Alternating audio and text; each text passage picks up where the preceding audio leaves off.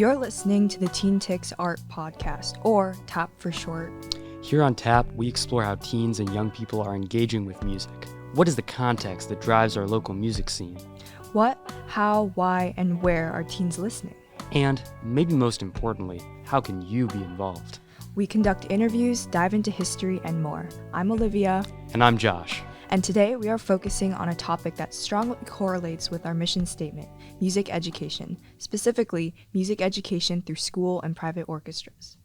So, music education is something that we wanted to highlight on TAP right from the beginning, but we also have this awareness that it's really broad. We couldn't cover all of music education in 10 episodes if we tried. So today we want to focus on a specific kind of music education that we have some familiarity with.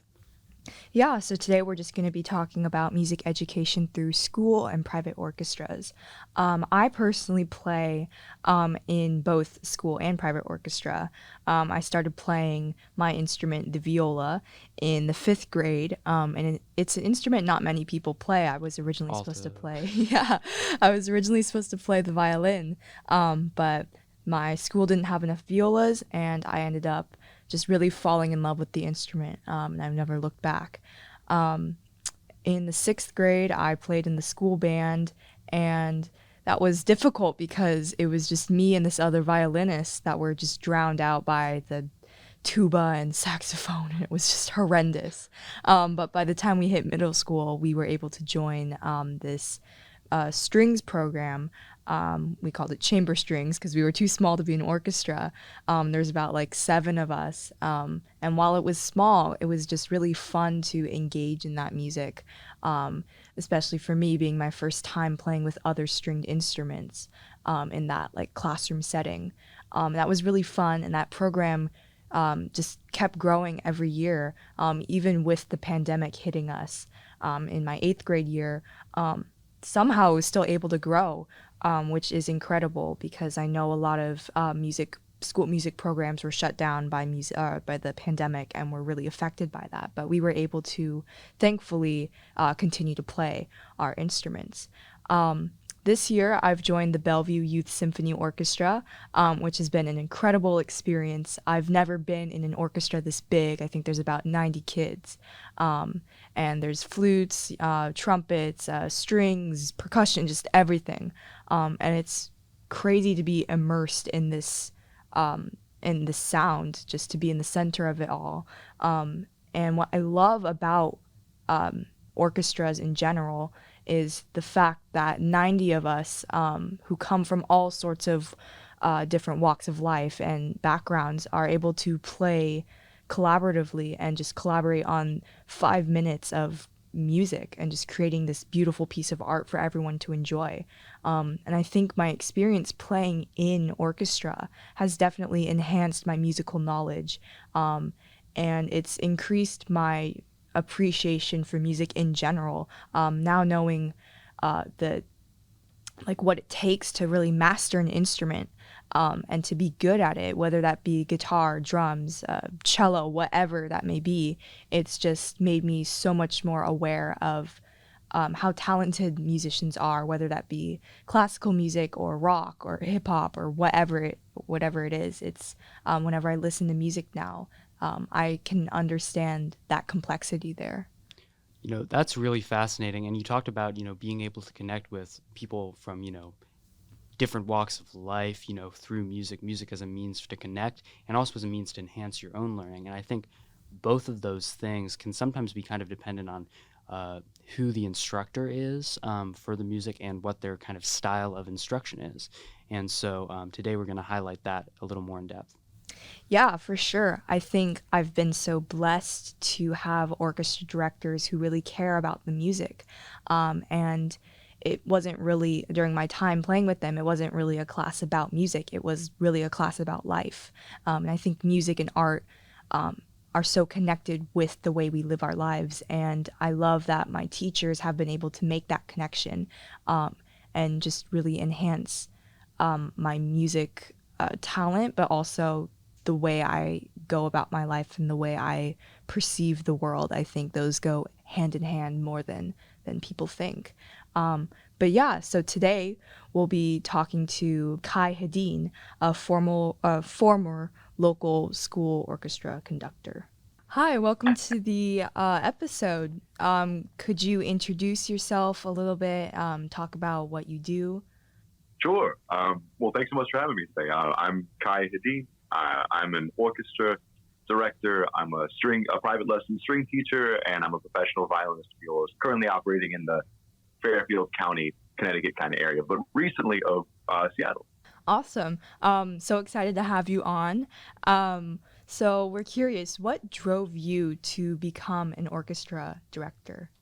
Well, it's a little bit of a family job. My dad was my middle school orchestra teacher growing up, and he did a fantastic job of getting all my friends excited about music. Like I was already invested from like a young age. Like since I was 4 years old, I've been playing, and so it's always kind of been a part of my life. But to get to watch like all of my friends get excited about it, from how my dad would engage with them and encourage them was really inspiring. And I think that contrasted sharply for me because when I was going into high school, I had a director that was less involved. Often missed rehearsals, wouldn't show up for like we have to reschedule concerts. Like we didn't sound good. The kids didn't feel successful, and I watched that energy kind of decay. The excitement that the kids had for it suddenly like quickly became like a resentment and a frustration. And that I think it was like around then where I was like, man, like I feel like if I was the teacher, I would be doing so much. If I was that, I kept thinking to myself like, gosh, like I wish I could do this better for my friends. And I think that was kind of when I decided to try and pursue music education, was because like I just hated seeing my friends have such a bad time, and I didn't want people to have that experience ever again. So decided, I always kind of knew I was going to do something with music, but decided sophomore, junior year that I wanted to do this, loved teaching, would pursue music for the future, and I haven't looked back. So, that's really interesting to kind of hear about what sort of informs your perspective in, how you direct your orchestra. But, there's smaller components within that. So I was kind of wondering, when selecting music for your orchestras to play, what do you look for? How do you like identify pieces that will grow and challenge your orchestras, and maybe most importantly, what they'll enjoy?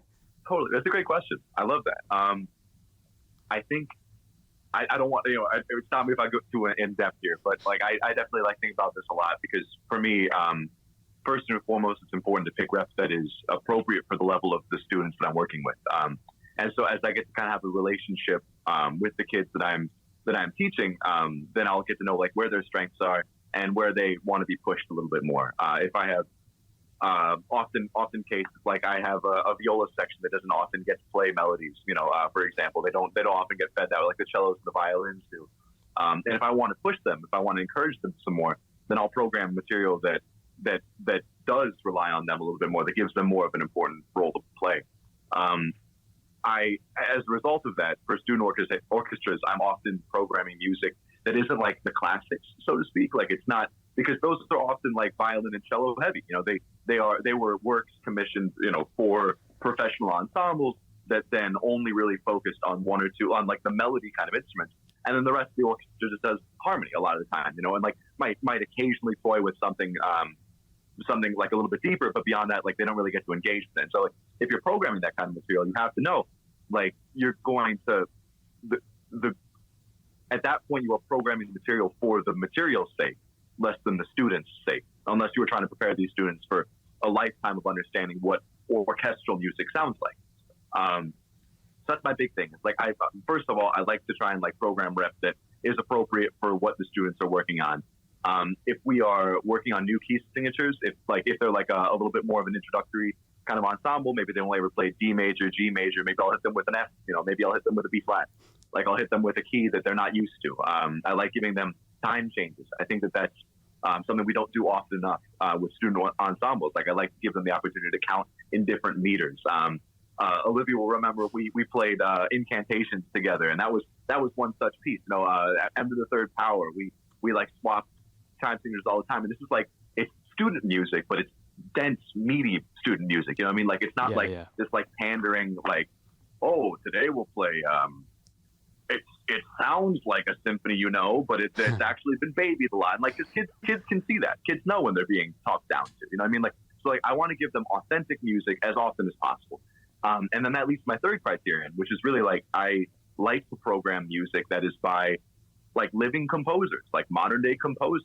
I think it's important for kids to be able to play a music, and I want them to be able to see themselves in that. So like when I can, like I want to program music by women. I want to program music by people of color whenever possible. We played a lot of Yukiko Nishimura when I taught at BCS with Olivia. Like and that was like I didn't want to like talk about that. I didn't want to bring that up, but I wanted to show them like, you know, you can play music in an orchestral setting that isn't just dead white men. Like you can also play music that is current and that is recent. And hopefully like you get to see a side of orchestral music reflected in you that you wouldn't necessarily otherwise. And then right now there's a big movement in the string community, especially to try and like program a little bit more openly in that sense. So I'd say those are my three things that I'm looking for when I'm programming music. Yeah. Thank you so much for that. I think that's, you know, a great approach to have when selecting pieces to play. Yeah, I really loved all three of your criteria, and during our time together, I could see that criteria being used, and the music that you selected was always enjoyable to play, but it also challenged the student ensemble, and it just grew our musical knowledge in general. So the next question is, what do you see as the biggest barrier for youth who want to engage with classical music or join an orchestra? Like, what might be a good strategy personally to avoid this barrier? And what might be a good strategy, like societally, to break down this barrier? Sure. Yeah. Well, I think like as a director, first thing that I can do is I can try and program. If I'm programming music, I want to program music from all kinds of different people, from all like representing all kinds of different cultures. I don't want it to look like just classical music. In fact, if I'm not playing like the original piece of classical music, I'm not programming. And that's my personal philosophy. I think that there's a lot of directors that might disagree with me. But you know, who wants to play, you know, Baby's first Tchaikovsky thing, right? Like if I'm picking between, okay, here's this piece that is authentic and was composed for an ensemble of your age. Okay, and here's this piece that took something beautiful and then like broke it down into being easy, and like all of the hard parts that made it complex are now like really simple, and it kind of sounds like the original. Like I feel like you're going to want to engage with this one more. You know, I want you to see that orchestra is a living and breathing genre that is still being written for, as opposed to one that like was still retooling and just like respecing, and then maybe you'll play this particular symphony 6 times throughout your high school experience at different grade levels of difficulty. Like that doesn't feel right to me. So I think that's one such. I think another one is that schools, I mean, it just comes down to schools got to see the need. I think once you start seeing that like music orchestra can be more than just like this like really prim and proper thing of people in tuxes playing on a stage, it's almost inaccessible. It's like art on a pedestal. If you can make it like interactable and interesting to the audiences, and you can convince your school that like, you know, this is as important as these other genres of music that we try to teach, then you start to see a little bit more support there in terms of quality instruments as well. But that's something that like you have to start, like someone has to show up and start that, and then you have to demonstrate, okay, we do need more support, and then they do better with that, and then they're like, well, we do need more support because we did so much better with what you already gave, you know, and then that becomes a little bit of a cycle there. But that's an ongoing thing. That's a tough one. You have to find someone really dedicated to come in on, and it's really on a district by district kind of basis. And then I think the final barrier to entry in terms of money, I mean, like it's been a dream of mine, but I mean, it's hard to say. Like I would love to be able to find more people that are willing to teach private lessons for less money. You know, I'd love to see people that are as passionate about equity, that want to be able to work with all kinds of kids regardless of what they can pay. And that means volunteering your time. You know, that means that like maybe you don't get to make, if I could make $30 an hour or $80 an hour, I'd rather make the 80. But I want to help the kids more, you know, and I think that's a case by case basis. If we can find some way to subsidize private lessons, or you could work with local institutions, if you could work through a private or the public school as to get like a lesson program going, I think that's great. My current job, my current role is at Fairfield Public Schools, and I get to work in group lessons with students. It's through the school district, but it means that all the kids that can't afford or aren't interested in like taking private lessons on their own do lessons with me. And I think that's great. It means that I get to work with all of the kids. All of the kids get some kind of individualized attention, and that whether or not people see the value in that, I think is really a district by district basis. But sorry, that was a long-winded answer to your question there, Elizabeth. You're asking hard. Well, thank you so much for sharing that. I think those are all, like really tangible, but also, smart and well thought out suggestions. And so I was kind of wondering what advice you might give to young listeners to this podcast, or just young musicians in general who, looking ahead, want to engage with classical music and orchestras professionally. Beyond the obvious of like seeking out private lessons, I think that that's a great step for any young musician. If they can afford it, I always recommend you get that one-on-one attention with a real musician. But beyond that, like I just want to encourage you to see it. Music can be whatever you want it to be. Just because right now symphony orchestras are programming these only these like full symphonies and all this stuff, it doesn't have to look like that. And I think like if you look through it, there's all sorts of like ensembles now that are playing the big ones, the big masterworks of bygone days, but they're also programming music by new composers, by modern composers. They're trying to give a voice to people that haven't had that historically, and I think that that's where we're going to keep trending. I think that is the direction that orchestra is starting to move. So I would say if you are passionate about it, if that's something that inspires you, I keep pursuing that, and don't feel like you always have to like closet yourself into just playing this old stuff. Play whatever you want. Grind on your instrument. Work on it really hard. Find stuff that inspires you to play, and keep playing as much as you can. Yeah, thank you so much for that answer. I think, again, really, really good advice for anyone, looking to kind of move forward with their music education. Yeah. Just any last thoughts? Is there anything else you would like to add? Man. I mean, there's so much I could talk about, right? I think just ultimately, I just hope that people are still making music for the same reasons that got me into it. I hope that you find something in it that ignites you and gets you excited about something. I mean, I get inspired daily still. Despite I've been playing for 21 years now. Yeah. And like even just yesterday, and I was at this concert, I was just sitting there playing the Dvorak cello concerto, and hearing the soloist, this stellar musician at Juilliard right now, this cellist, he's like making music, and I feel like in a similar way to like animals can see a wider spectrum of color than humans can. Like I felt like he was expressing things that I could only dream of like saying with my instrument. Despite all of the work, despite all of the time, and that got me so excited for music, and just the idea that like you still have these brilliant people that can say things and do things and twist things in ways that like the mind boggles at. And I hope that you keep finding that for yourselves as young musicians. I hope that you can keep seeing, man, like I heard this and I want to do that one day. I want to eat that. Like I stay hungry. Just keep trying, and like it'll happen, man, somewhere or another. Like that's my biggest wish, I think, for all my musicians that I teach. It's just like keep listening, keep getting excited. Don't lose that spark. Yeah. Thank you so much. Thank you. It's been such an honor to have been in your orchestra, and I'm so glad that we were able to reconnect and get you on the podcast. So thank you so much for doing this. Of course. No, thank you so much for having me, Franz. It's such an honor to be here. Big fan of your organization, and always glad to hear from you, Olivia, for real. Yeah. All right. Well, that's all we have time for. So thanks again. Yeah, thanks so much. Thank you so much, my friend. Take care, y'all. Have a good night. Yeah, you too. Bye. So, Olivia, you've worked with Kai Hedin. Did any of his answers surprise you, or did any just really hit you and you immediately related to it? Honestly, they didn't surprise me. He's always been a very introspective and just interesting person to talk to, and he's always had such a unique outlook on music and how that affects our lives. And it was just really fun to hear his responses again.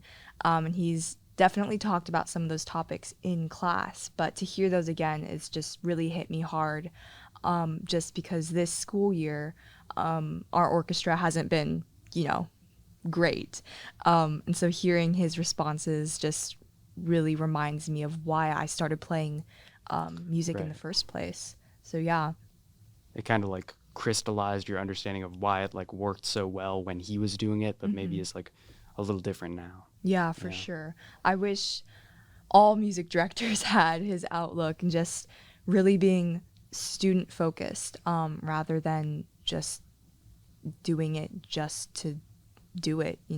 I think what made him so successful was that he really tried to connect with his students and like make sure that they benefited from the music that we played.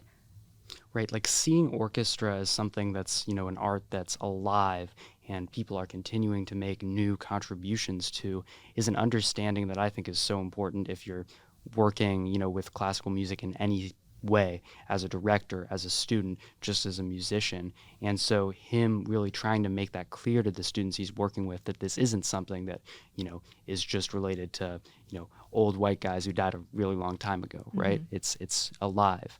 I think that was profound. Yeah, I think I've been incredibly lucky to have been able to pursue orchestra during my life because it holds such a prestigious honor that is very, very intimidating for me personally and for a lot of other people. And I think the general view of orchestra, it can be seen as out of reach sometimes, and there's not that access to playing in orchestras because historically, the wealthy elite were only able to play and had access to playing these instruments.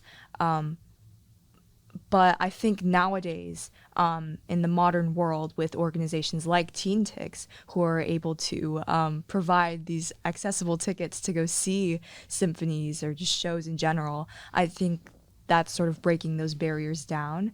And definitely the pandemic was something that was a barrier for access to music. Having lived through the pandemic for the both of us, it's just music was hard to engage with because we couldn't see each other for a period of time, and especially with school orchestras, like how do you play music together when you can't physically be there? I think live performances, whether that be orchestras or any sort of musical venture, they rely a lot on that physical connection there. It's hard to play together as a group when you're on Zoom, versus when you're in a classroom together and you're able to play off of each other's like energy and vibe. But Kai Hedin really made that work somehow. Over Teams we were playing our instruments and it worked, I guess. So just seeing his commitment there to make the best out of the situation was really inspiring. And I think that was a really big turning point for me as a musician, where it was like, there's all these barriers right now going on in the world, but, you can make things happen if your music or if your drive for music is that strong. And his drive for music was the strongest I think I've ever seen in someone before. And he is a teacher who's just impacted me greatly. He's probably the greatest teacher I've had, and it's just changed my outlook on life, but also music as well. So yeah. So now we're going to talk about some upcoming opportunities for you listeners to get involved with. So the Bellevue Youth Symphony Orchestra has a summer program, which is a fun summer camp for youth to hone their musical skills, get professional coaching on their instrument, practice improvisation, composition, and rhythm, and to just meet and engage with other young musicians, which is always fun to do. The Summer Symphony is for ages 10 through 13. That's on July 17th through the 21st. The Summer Music Institute is for ages 14 and up, which takes place July 24th through 28th. And you can learn more about those programs at biso.org. Yeah, throughout this episode, we've kind of been talking about like the Seattle Symphony and symphonies broadly seeming kind of, out of reach or distant for like youth. But because of Teen Tix passes, there's really great opportunities to go out and see these traditionally kind of exclusive events, at an affordable price. So one example of that is the Seattle Symphony. With a Teen Tix Pass, you can get $5 tickets to any Seattle Symphony event. There's usually multiple per week. And there's a special feature on Sundays, 2 people for $10. With the Teen Tix Pass, you can bring a +1. So, yeah. All right, if you're looking for the songs that we've been listening to as a whole group on Tap, the Tap playlist is in the description on all platforms. Yeah, an album I've really been enjoying this month is a little unusual for me, but I've been loving Blink-182's Dude Ranch. It's very punk-inspired, more less melodic than their other recent stuff, but it's just really, really fun and kind of dumb at some parts. But it's just been really enjoyable for me. I've also enjoyed Isaac Hayes' Hot Buttered Soul. Just a mind trip of an album. 3 out of the 4 songs are over 10 minutes long, I believe, and they're also covers, which sound nothing like the original. But it's just been a really weird album for me to listen to, but I've enjoyed every part of it so far. That's awesome. Like it's so interesting when music, you're hearing it for the first time and yet it's giving you that nostalgic feeling. And I feel like pop punk, what Blink-182 makes is just so kind of uniquely good at doing that. For me, I've been listening to one of my favorite artists, Indigo D'Souza, because she's in the midst of an album cycle for her 3rd album, and she's released 2 singles. And I've really liked the new singles. They're kind of both doing different things and doing new things she's never done before in her career. And so I've kind of simultaneously been listening to those 2 new singles and going back to her first 2 albums. And it's all so good. She's a great songwriter out of North Carolina. Give it a listen. Yeah, that sounds really cool. I'll have to check out her music sometime. That's a wrap for this month's Tap. The music you're hearing is by Totem Star artist Periwinkle by Aleyanna Grae. We'd like to thank Grant Vu for editing this episode. We also want to thank the Vera Project for welcoming us into their space and Ground Zero Radio for their support and the production of this podcast. Finally, huge thank yous to our off-mic teammates Triona and Xandra and all the other folks at Teen Tix whose work makes this podcast possible.